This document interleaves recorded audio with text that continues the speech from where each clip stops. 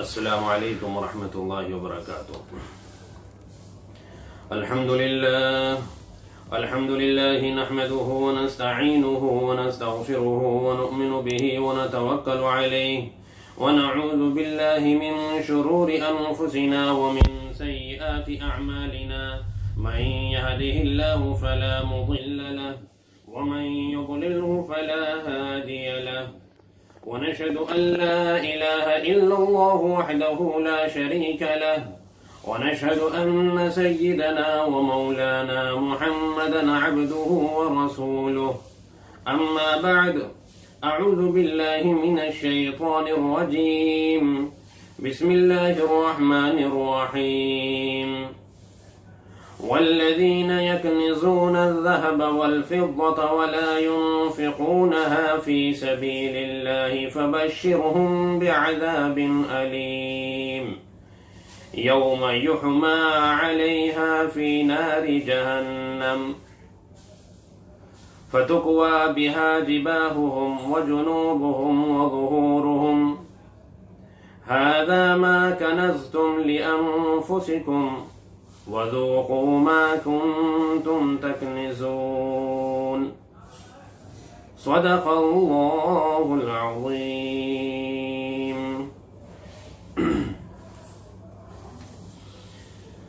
میرے محترم بزرگوں، دوستوں، عزیز ساتھیوں،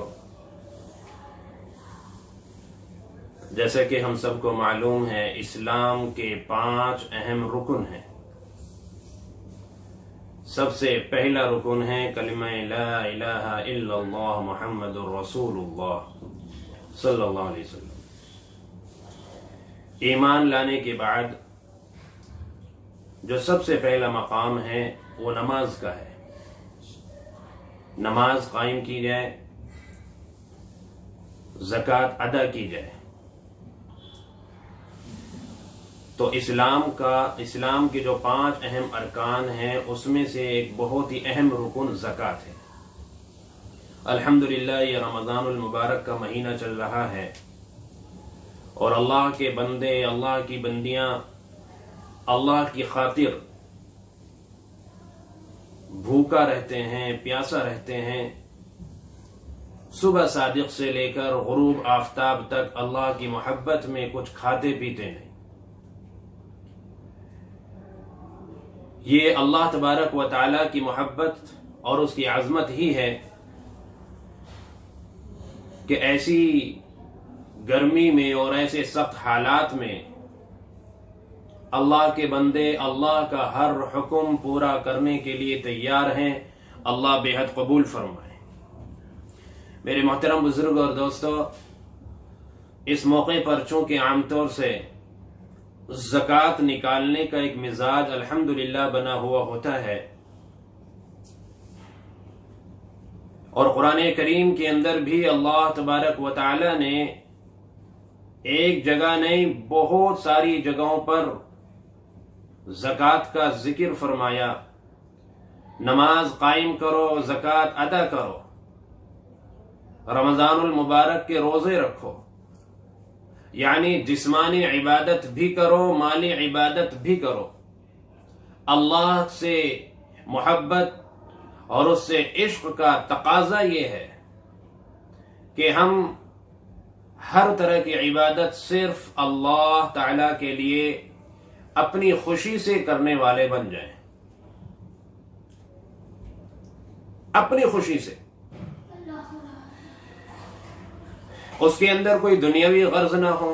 اس کے اندر کوئی دنیاوی کوئی ہمارا مقصد نہ ہو، کوئی شہرت اور نام و نمود نہ ہو، محض اللہ کے لیے. تو پھر اللہ تبارک و تعالی کا بھی پیار اور اللہ کی محبت، اللہ کی رحمتیں، اللہ کی شفقتیں اپنے بندوں پر بے پناہ نچھاور ہوتی ہیں. اللہ تبارک و تعالی نے جہاں اپنے بندوں سے جسمانی عبادت کا مطالبہ کیا ہے، وہی مالی عبادت کا بھی مطالبہ کیا. اور کیوں نہ کریں؟ اس رب کریم نے مومن کی جان اور مومن کا مال، یہ دونوں چیزیں پہلے ہی جنت کے بدلے خرید لی. آپ نے قرآن کریم کی یہ آیت تو ضرور سنی ہوگی، جس میں اللہ رب العزت ارشاد فرماتے ہیں ان اللہ اشترى من المؤمنین انفسهم واموالهم بان لهم الجنہ، بلا شبہ اللہ تبارک و تعالی نے ایمان والے کی جان اور اس کا مال جنت کے بدلے خرید لیا۔ یہ سودا اللہ کے اور اس کے بندے کے درمیان طے ہو چکا ہے، اور بندہ اس بات پر راضی ہو چکا ہے، اور بندہ اس پر ایگری ہو چکا ہے۔ کلمہ پڑھ کر لا الہ الا اللہ کہہ کر وہ اس بات کی گواہی دے چکا ہے کہ یا اللہ جس پہ آپ راضی اس پر میں بھی راضی، جو میرے اور آپ کے درمیان میں ایگریمنٹ ہوا ہے یا اللہ میں اس پر راضی ہوں۔ گویا کہ بندے نے کلمہ پڑھ کر اور ایمان لا کر اس بات پر مہر لگا دی ہے کہ یا اللہ یہ جان بھی آپ کی ہے، یہ مال بھی آپ کا ہے، جہاں آپ کہیں گے وہاں یہ جان لگے گی، جہاں آپ کہیں گے وہاں یہ مال خرچ ہوگا۔ تو اللہ تبارک و تعالی نے اپنے مومن بندے سے اس کی جان بھی خریدی ہے، اس کا مال بھی خریدا ہے، لیکن قربان جائیں اس رب کریم پر کہ جس نے یہ جان اور یہ مال خرید کر اور اتنا بڑا، اتنا مہنگا، اور یعنی کہ اتنا سستا سودا کر کہ اتنی قیمتی چیز جنت دینے کا وعدہ فرما کر اللہ پاک اگر چاہتے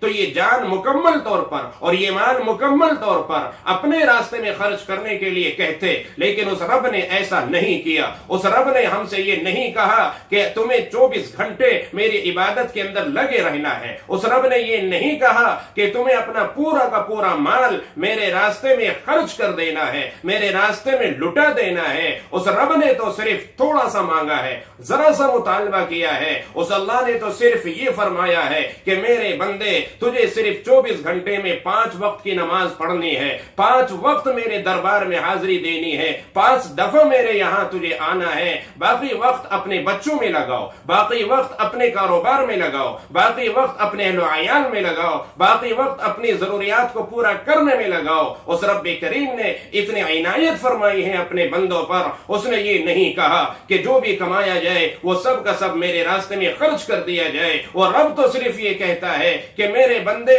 جتنا مرضی تو کما، بس صرف میرا مطالبہ یہ ہے کہ حلال طریقے سے کمانا ہے، ناجائز طریقے سے نہیں کمانا، اس میں جھوٹ کو شامل نہیں کرنا، اس میں دھوکے کو شامل نہیں کرنا۔ تجھے کمانا ہے تو حلال طریقے سے کمانا ہے، اور کمانے کے بعد جو بھی تجھے حاصل ہو، تیرے خرچ کرنے کے بعد، بیوی بچوں پر خرچ کرنے کے بعد، اپنی ضروریات پوری کرنے کے بعد، اس میں سے جو بھی بچ جائے صرف 2.5% سال میں ایک دفعہ وہ میرے لیے نکال دینا ہے۔ اب بتائیے اللہ تبارک و تعالیٰ کا کتنا بڑا کرم ہے۔ یہ مال جو ہم کما رہے ہیں، جو ارننگ ہم کر رہے ہیں، جو بھی ہمیں پروفٹ ہو رہا ہے، جو بھی ہمیں انکم ہو رہی ہے، یہ سب اس رب کریم کا ہے جس نے جنت کے عوض پہلے ہی ہم سے سودا کر رکھا ہے۔ لیکن وہ رب تو یوں کہتا ہے کہ میرے بندے پہلے اپنی ضروریات کو دیکھ لے، اپنی ضروریات پوری کر لے، اپنے بچوں کی ضروریات پوری کر لے۔ سال میں ایک دفعہ اپنا بہی کھاتا لے کر بیٹھ جا اور دیکھ تیرے پاس کتنا کیش ہے، کتنا بینک بیلنس ہے، کتنی جویلریاں ہیں، کتنا تمہارے پاس مال تجارت ہے، کتنی تمہارے پاس فروخت کرنے کے لیے پراپرٹیاں ہیں۔ بس ایک دفعہ بیٹھ کر حساب لگا لے، اور جو سیونگ ہو، سال بھر خرچ کرنے کے بعد جو تمہارے پاس بچا ہوا ہو۔ میرے محترم بزرگ اور دوستو، ٹوٹل انکم پر اللہ مطالبہ نہیں کر رہے۔ بہت سارے لوگ اسے ٹیکس سمجھتے ہیں، بہت سارے لوگ کہتے ہیں کہ شاید کہ یہ ٹیکس ہے،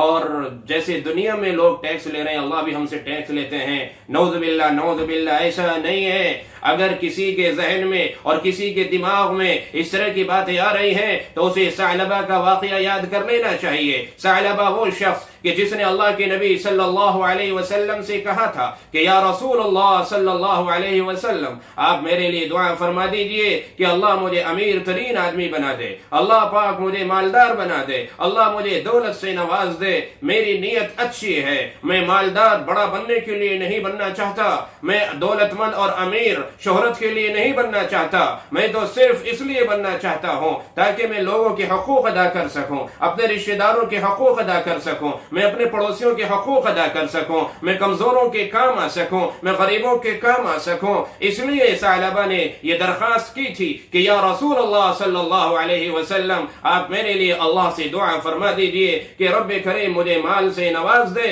اللہ کے نبی صلی اللہ علیہ وسلم کا ہاتھ اٹھانا تھا، بھلا اللہ کے نبی ہاتھ اٹھائیں اور اللہ پاک نہ نوازے، یہ کیسے ہو سکتا ہے؟ جیسے ہی اللہ کے نبی نے ہاتھ اٹھائے تو اس شخص کے کاروبار میں برکت ہونی شروع ہو گئی۔ وہ بکریوں کے ریوڑ کی پرورش کیا کرتا تھا، وہ بکریوں کو پالا کرتا تھا، اتنی بکریاں اس کے یہاں ہو گئی کہ مدینے میں رکھنا مشکل ہو گیا۔ بالآخر اسے مجبوراً مدینے سے باہر جگہ لینی پڑی۔ جب تک وہ مدینے میں تھا پانچوں وقت کی نمازیں اللہ کے نبی صلی اللہ علیہ وسلم کے پیچھے پڑھا کرتا تھا، لیکن جب کاروبار زیادہ ہو گیا، جب بکریوں میں اضافہ ہو گیا اور مدینے سے باہر جگہ لینی پڑی، تو اب صرف جمعے سے جمعہ اللہ کے نبی صلی اللہ علیہ وسلم کے پیچھے پڑھتا ہے، پانچوں وقت کی نمازوں سے محروم ہو گیا۔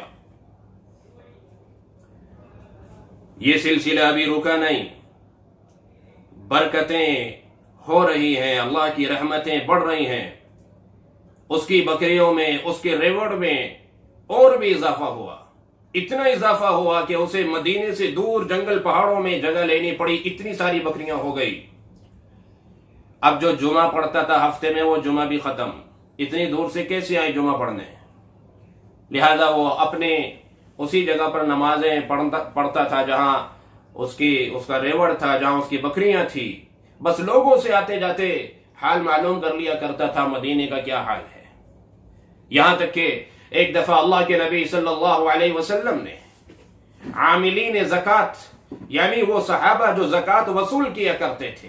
آپ نے ان سے کہا کہ جاؤ اس سال زکوٰۃ وصول کرنے کے لیے فلاں شخص کے یہاں جاؤ، فلاں قبیلے میں جانا ہے، فلاں محلے میں جانا ہے، فلاں شخص کے پاس جانا ہے۔ آپ نے اسی بیچ میں ثعلبہ کا بھی ذکر کیا اور آپ نے کہا کہ ثعلبہ کے پاس بھی جانا، اللہ نے اسے بڑا نوازا ہے اور اس نے یہ وعدہ کیا تھا کہ میں شہرت حاصل کرنے کے لیے، میں بڑا بننے کے لیے، میں دکھاوے کے لیے مالدار نہیں بننا چاہتا، میں تو یہ چاہتا ہوں کہ اللہ کی طرف سے جو حقوق میرے اوپر آئے ہیں میں انہیں ادا کر سکوں۔ جاؤ اس کے پاس بھی جانا اور اس سے جا کے کہنا کہ اللہ کے نبی صلی اللہ علیہ وسلم نے بھیجا ہے، جو زکوٰۃ اللہ رب العزت نے فرض کی ہے، اب اپنے مال میں سے 2.5% وہ زکوٰۃ نکالو۔ جب یہ لوگ وہاں پہنچے، ثعلبہ کہنے لگا کہ بھئی یہ کون سا نیا قانون آ گیا، میری سمجھ میں نہیں آ رہا ہے، 2.5% نکالنا ہے، میرے اور بھی بہت ساری اخراجات ہیں، ان جانوروں پر بھی لگانا ہوتا ہے وغیرہ وغیرہ، اور پھر یہ 2.5% کس بات کا لیا جا رہا ہے؟ ایسا ہے ابھی تو تمہیں اور دیگر جگہوں پر جہاں جانا ہے وہاں جائیں، میں غور کرتا ہوں، جب واپسی میں آؤ گے تو مجھ سے ملاقات کر لینا اور پھر انشاءاللہ میں بتاتا ہوں۔ اب یہ لوگ آگے بڑھ گئے، بنو سالم کے محلے میں گئے، فلاں جگہ فلاں جہاں آپ نے بتایا تھا وہاں گئے، جن کے پاس بھی گئے ہر ایک نے اپنا مال پیش کر دیا کہ تمہیں اللہ کے نبی صلی اللہ علیہ وسلم نے بھیجا ہے، لہذا تمہیں اللہ کا واسطہ ہے، ہمارا یہ مال تمہارے سامنے موجود ہے، ان میں سے جتنا چاہو اچھا چھانٹ کے لے جاؤ۔ انہوں نے کہا کہ نہیں، ہمیں تو اللہ کے نبی صلی اللہ علیہ وسلم نے یہ فرمایا کہ نہ تو بہت زیادہ اچھا چھانٹ کے لینا ہے، نہ بہت زیادہ کمزور اور گھٹیا درجے کا لینا ہے، ہمیں تو درمیانی قسم کا لینا ہے۔ چنانچہ ہر جگہ سے زکوٰۃ وصول کر کے واپس پھر جب یہ لوگ ثعلبہ کے پاس آئے تو ثعلبہ نے کہا کہ میں ابھی سمجھ نہیں سکا ہوں کہ یہ 2.5% کس لیے مانگا جا رہا ہے اور یہ زکوٰۃ کیا چیز ہوتی ہے، مجھے تو لگ رہا ہے شاید اب میرے مال پر ٹیکس لگایا جا رہا ہے۔ ایک کام کرو، ابھی تو تم جاؤ، پھر میں بعد میں آ کے ملتا ہوں، بعد میں دیکھتا ہوں۔ اب یہ لوگ آ گئے، انہوں نے آپ صلی اللہ علیہ وسلم کو پورا واقعہ بیان کر دیا۔ آپ کو بڑا افسوس ہوا اور آپ کی زبان سے نکلا ویلک یا ثعلبہ، ویلک یا ثعلبہ، ہائے افسوس ثعلبہ، تجھ پہ افسوس۔ یہ ایک تکلیف اور رنج اور غم والے ایک الفاظ تھے جو آپ صلی اللہ علیہ وسلم کی دل کی گہرائی سے نکلے ہیں۔ اسی مجلس میں ثعلبہ کا کوئی رشتہ دار بیٹھا ہوا تھا، اس نے جب اس حالت افسوس میں یہ الفاظ آپ کی زبان مبارک سے سنے تو وہ دوڑتا ہوا ثعلبہ کے پاس گیا اور اس نے کہا ثعلبہ تو ہلاک ہو گیا، ثعلبہ تو ہلاک ہو گیا، میں نے اللہ کے نبی صلی اللہ علیہ وسلم کی زبان مبارک سے یہ الفاظ خود اپنے کانوں سے سنے ہیں، جا کر کے معافی تلافی کر لے ورنہ تو گیا۔ اب ثعلبہ گرتا پڑتا دوڑتا آپ صلی اللہ علیہ وسلم کے پاس پہنچتا ہے اور آپ سے معافی تلافی کرتا ہے اور کہتا ہے کہ یا رسول اللہ صلی اللہ علیہ وسلم، مجھ سے غلطی ہو گئی، مجھے سوچنے کا وقت نہیں مانگنا چاہیے تھا، مجھے غور و فکر کرنے کی مہلت نہیں لینی چاہیے تھی، مجھے تو آپ کا ارشاد سننا چاہیے تھا، مجھے تو یہ دیکھنا چاہیے تھا کہ انہیں آپ نے بھیجا ہے، مجھے فوراً اس پر عمل کرنا چاہیے تھا، میں معافی مانگتا ہوں اور میرا پورا مال حاضر ہے، اس میں سے جو چاہیں اور جتنا چاہیں آپ قبول فرما لیں۔ آپ صلی اللہ علیہ وسلم نے فرمایا کہ ثعلبہ اب دیر ہو چکی ہے، اب دیر ہو چکی ہے، اب اللہ تبارک و تعالی نے یہ مال قبول کرنے سے مجھے منع کر دیا۔ کتنے افسوس کی بات ہے۔ آپ نے فرمایا کہ ثعلبہ اب یہ مال مجھے قبول کرنے سے اللہ نے منع کر دیا، اب میں تیرا مال قبول نہیں کر سکتا۔ پوری زندگی جب تک آپ حیات رہے وہ پیچھے پیچھے گھومتا رہا، خوشامدیں کرتا رہا، لیکن نہیں، چونکہ اللہ کی طرف سے فیصلہ آ چکا۔ یہ کیا سمجھتے ہیں کہ اللہ تبارک و تعالیٰ کے خزانے میں کمی آ گئی؟ یہ کیا سمجھتے ہیں اللہ تعالیٰ کو تمہارے مال کی ضرورت ہے؟ یہ کیا سمجھتے ہیں اللہ رب العزت تمہارا محتاج ہے؟ ارے رب کریم تو تمہارے دلوں کے جذبات کو دیکھنا چاہتا ہے، اسے مال کی ضرورت نہیں ہے، وہ رب تو صرف تمہارے دل کی کیفیت کو دیکھنا چاہتا ہے۔ تمہیں اپنے مال سے محبت ہے یا اللہ اس کے رسول صلی اللہ علیہ وسلم سے زیادہ محبت ہے؟ وہ تو صرف یہ دیکھنا چاہتا ہے۔ میرے محترم بزرگوں اور دوستو، آپ صلی اللہ علیہ وسلم دنیا سے رخصت ہو گئے، اس کا مال قبول نہیں ہوا۔ آپ کے بعد زمانہ آیا حضرت ابوبکر صدیق رضی اللہ عنہ کا۔ ابوبکر صدیق رضی اللہ عنہ نے بھی عذر پیش کر دیا کہ جس کا مال اللہ کے نبی صلی اللہ علیہ وسلم نے قبول نہ کیا ہو، ابوبکر کے اندر کیا مجال ہے کہ وہ اس کا مال قبول کر لے؟ میں بھی تیرا مال قبول نہیں کر سکتا۔ ابوبکر صدیق رضی اللہ عنہ دنیا سے چلے گئے۔ حضرت عمر ابن خطاب رضی اللہ عنہ کا خلافت کا زمانہ آتا ہے۔ حضرت عمر رضی اللہ عنہ سے بھی یہ بڑی خوشامدی کرتا ہے، حضرت عمر رضی اللہ عنہ بھی اس کا مال قبول کرنے سے منع کر دیتے ہیں، یہاں تک کہ پھر زمانہ آتا ہے عثمان غنی رضی اللہ عنہ کا۔ حضرت عثمان غنی رضی اللہ عنہ نے بھی اس کا مال قبول نہیں کیا اور حضرت عثمان غنی کے زمانے میں یہ ختم، ہلاک ہو گیا، فوت ہو گیا، دنیا سے چلا گیا اسی حال میں۔ تو میرے محترم بزرگ اور دوستو، اللہ رب العزت کو یقیناً ہمارے مال کی ضرورت نہیں ہے، یہ دیا ہوا بھی تو اسی کا ہے۔ ہم کیا لے کر آئے تھے؟ جب ہم دنیا میں آئے تو ہمارے پاس کچھ بھی نہیں تھا۔ ذرا غور تو کریں کہ یہ مال دیا کس نے ہے؟ اس رب کریم نے دیا ہے۔ لہذا ہمیں اپنی خوش دلی کے ساتھ، تنگ دلی سے نہیں، ناگواری کے ساتھ نہیں، اس ڈر اور خیال سے نہیں کہ میں زکوٰۃ نکالوں گا تو میرا مال کم ہو جائے گا، بلکہ خوش دلی کے ساتھ اللہ کی عبادت سمجھتے ہوئے، اللہ کا حکم سمجھتے ہوئے، اپنے رب کو راضی کرنے کے لیے زکوٰۃ نکالنے میں ہمیں پیش قدمی کرنی چاہیے، پہل کرنی چاہیے، پوری زکوٰۃ نکالنی چاہیے،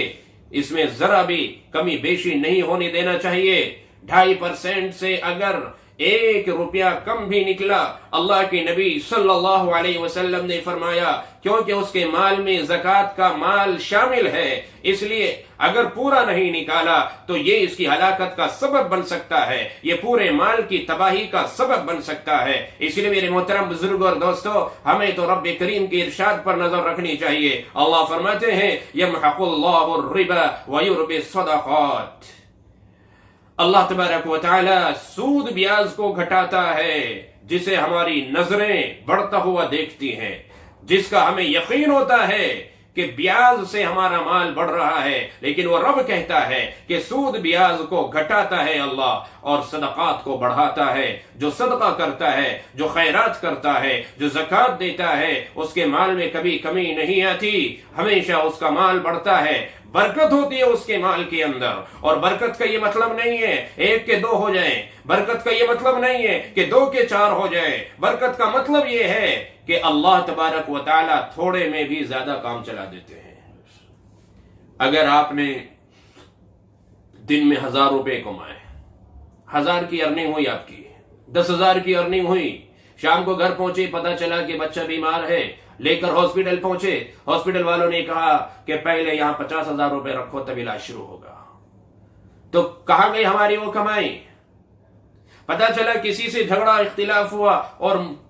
کورٹ کچہری کا مقدمہ اور کیس ہوا کہ وہاں پر ہمارا پیسہ چلا گیا، پتا چلا کہ کہیں چوری ہو گیا، پتا چلا کہ کہیں گر گیا، پتا چلا کہ کوئی اور آفت آ گئی، کچھ بھی ہو سکتا ہے۔ میرے محترم بزرگوں اور دوستو، اللہ کے لیے اس گہرائی کو سمجھے، زکوٰۃ سے ہمیشہ مال میں برکت ہوتی ہے، اور یہ یقین جانے کہ یہ 2.5% جس کا ہمارا اللہ سے ایگریمنٹ ہو چکا ہے، یہ ہمارا نہیں ہے، یہ غریبوں کا ہے، یہ غریبوں کا ہے۔ بلکہ اگر آپ پچھلی امتوں کے حالات پر نظر ڈالیں تو سوائے سجدہ شکر کے اور کچھ بھی نہیں۔ جی چاہتا ہے کہ اللہ کا شکر ادا کرتے چلے جائیں، اس رب نے کتنی مہربانی کی ہمارے اوپر، کتنا کرم کیا ہے اس رب کریم نے۔ زکوٰۃ ہر امت میں فرض کی گئی، مقدار میں کمی بیشی ہو سکتی ہے،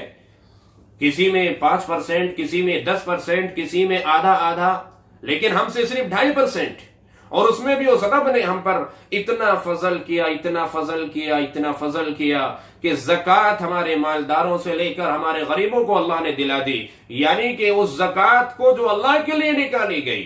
ہمیں ہی استعمال کرنے کا اللہ پاک نے حکم دے دیا، اجازت دے دی۔ ورنہ آپ پچھلی امتوں میں دیکھیں، پچھلی امتوں میں زکوٰۃ نکالی جاتی تھی، لیکن جائز نہیں تھا کہ اسے کوئی انسان استعمال کر سکے، جائز نہیں تھا کہ اسے آپ کی قوم کا کوئی غریب آدمی استعمال کر سکے، یہ جائز نہیں تھا کہ آپ اپنے مال کی زکوٰۃ نکال کر اپنے کسی غریب بھائی کو دے سکیں، بلکہ پچھلی امتوں میں رب کریم کا یہ حکم تھا کہ زکوٰۃ اپنی نکال کر فلاں پہاڑی پر رکھ کے آ جائیں، آسمان سے آگ آئے گی اگر تمہاری زکوٰۃ خلوص دل سے ہوگی، اگر تمہاری زکوٰۃ حلال مال سے ہوگی، اگر تمہاری زکوٰۃ نیک نیتی سے ہوگی تو وہ آگ آئے گی اور آپ کی زکوٰۃ کو جلا کر چلی جائے گی۔ اور اگر آپ کی نیت میں کھوٹ ہوگا، اگر آپ کے مال میں کھوٹ ہوگا، اگر آپ کا مال حلال طریقے سے نہیں ہوگا، اگر کسی بھی طرح کی کوئی کمی ہوگی تو وہ آگ آپ کی زکوٰۃ کے مال کو چھوئے گی بھی نہیں اور وہ یوں ہی پڑی رہ جائے گی۔ میرے محترم بزرگوں اور دوستو، خدا نہ خواستہ اگر ایسا ہوتا تو آج ہماری بدعمالیاں، ہماری سیاکاریاں اور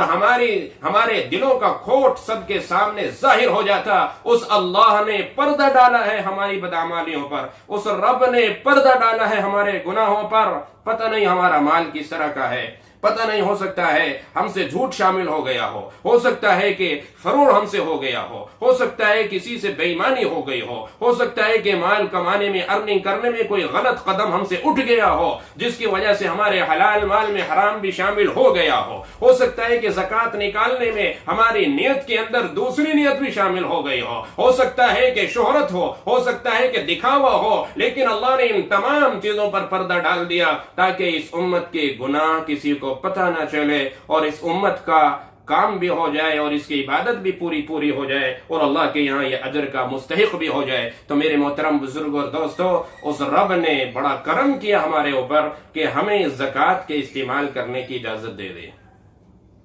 اب یہ زکوٰۃ ہمیں نکالنے کی طرح سب سے بہتر صدقہ کون سا ہے، میں یہ بھی آپ کو بتاتا چلوں۔ ایک صحابی نے سوال کیا، یا رسول اللہ صلی اللہ علیہ وسلم، سب سے بہترین صدقہ کون سا ہے؟ آپ نے فرمایا سب سے بہترین صدقہ وہ ہے کہ تم اس حال میں صدقہ کرو کہ تم تندرست ہو اور تمہارے دل میں مال کی محبت بھی ہو، اس کی چاہت بھی ہو، اور ایسا وقت ہو کہ تمہیں اس کی ضرورت بھی ہو اور اس کے کم ہونے کا اندیشہ اور ڈر بھی ہو۔ ایسے وقت میں جو صدقہ کرو گے وہ زیادہ اللہ کو محبوب ہے۔ اس سے قبل کہ تم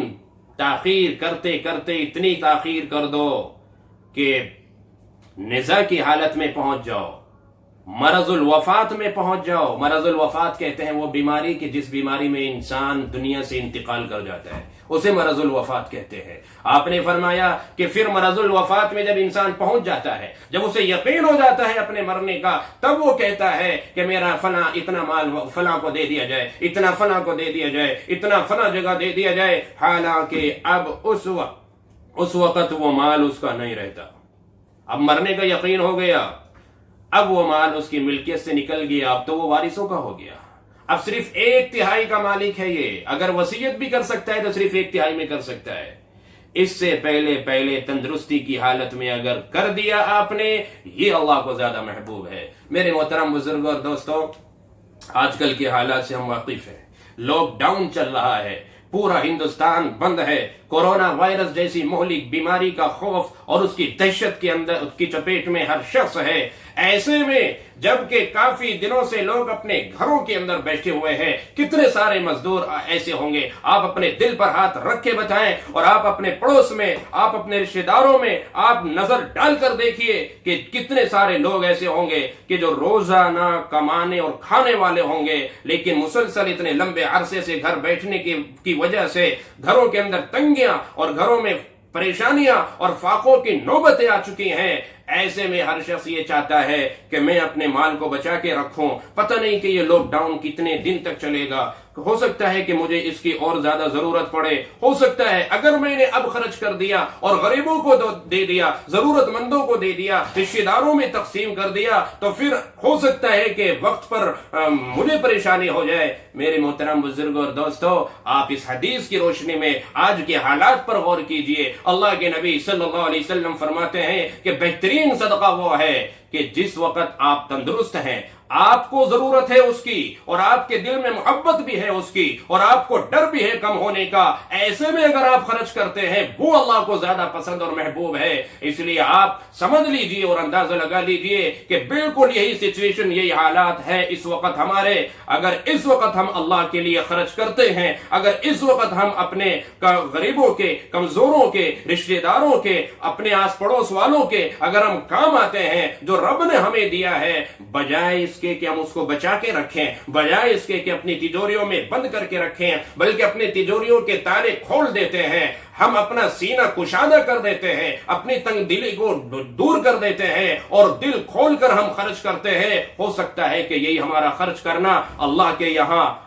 ہماری نجات کا ذریعہ بن جائے، اور اللہ کے یہاں اتنا قابل قبول ہو جائے کہ میرے محترم بزرگوں اور دوستو، جس جنت کی ہم اللہ سے امید کرتے ہیں اس کے مستحق ہو جائے۔ اس لیے ان حالات میں زیادہ بڑھ چڑھ کر ہمیں حصہ لینا چاہیے، ان حالات میں زیادہ بڑھ چڑھ کر ہمیں اللہ کے لیے اس مال کو خرچ کرنا چاہیے۔ جس رب نے اب تک دیا ہے انشاءاللہ وہ آئندہ بھی دے گا، ہمارے مال میں کوئی کمی نہیں آئے گی۔ اب اس کا نصاب کیا ہے، اس کو خرچ کہاں پر کرنا ہے، کس طرح سے کرنا ہے، اس کی کچھ اور ڈیٹیل ہے، تفصیلات ہیں، انشاءاللہ وہ میں پھر کسی موقع پر تفصیل کے ساتھ آپ کے سامنے بیان کروں گا۔ چونکہ وقت کافی ہو چکا تو میں سمجھتا ہوں کہ آج اتنا ہی کافی ہے۔ اللہ تبارک و تعالی ہمیں صحیح سمجھ عطا فرمائے اور عمل کی توفیق عطا فرمائے۔ باقی